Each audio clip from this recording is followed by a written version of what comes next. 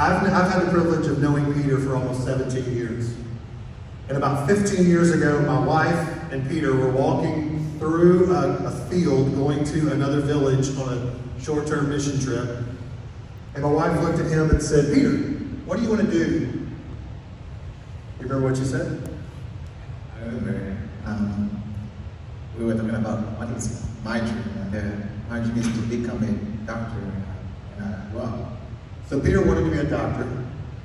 And then we kept in contact, and then it was probably about 11 years ago.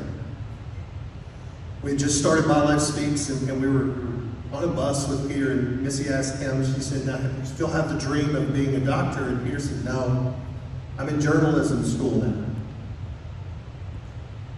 People like me from poor villages don't go to medical school. Is that true? Yeah, it is, because it's not easy to afford medical schools, specifically the school where I was.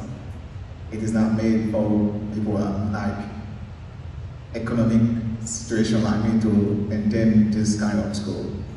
So I'm going to go ahead and say this. If that fires you up, we're in the right place. Because nobody should ever say, because I'm from a poor area, I don't qualify for something. So let's eliminate that the best we can. So a man who's now one of my best friends in the entire world, Brent Rutland, we sat down with Peter. Brent is in the medical world. And he looked at Peter and he said, "Peter, if you really want to become a doctor, if this is really your heart's desire, you're not just blowing smoke," he said, "you go apply to school.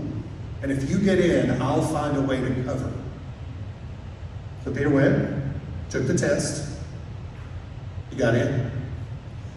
Not only did Peter take the test and get in, but they accused him of cheating because his grades were too high. And then he finished his first semester of school. Now you jump in if I'm tough. I call them preacher stories. That means they kind of get bigger than they should. Y'all know what I'm talking about, right? So if I lead anybody astray, let them know.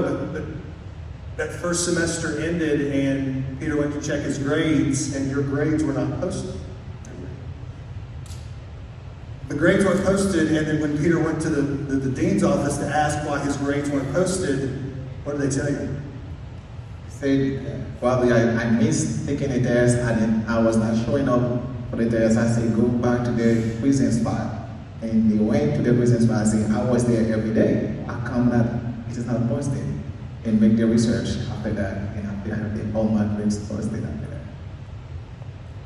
So there's a really ugly part of Haiti that says if you are from a poor area, there's no way you can be this smart, you can be this good.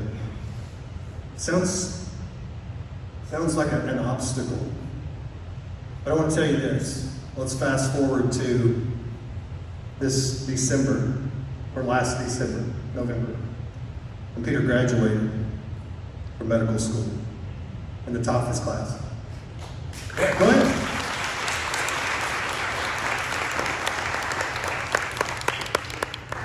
Finished his residency. Now, when we hear those things, we think, "Oh, that's a tough part." We have no clue how tough it is to have to do a residency at a hospital that's in gang-controlled land. When the gang members bust into the emergency room and move other people out and lay a gunshot victim down and say, "You fix him while I hold a gun on you, and if you don't fix him, I'm going to kill you." Is that true? I experienced this twice myself. Twice.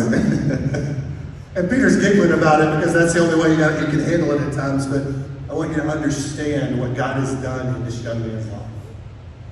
I want you to know, church, when we come and we bring a report from overseas, if you will, when we tell you the stories, this is not to bring glory to Peter, to Mike, to myLIFEspeaks, to Bethany, as much as we love her, but this is to bring all glory to God and what He's doing, that you are a part of. When you close your eyes and pray, when you don't close your eyes and you're driving and you pray, and my prayer is every moment you think of Haiti from this day forward, and you pray, I want you to know these are the kind of things that He's doing.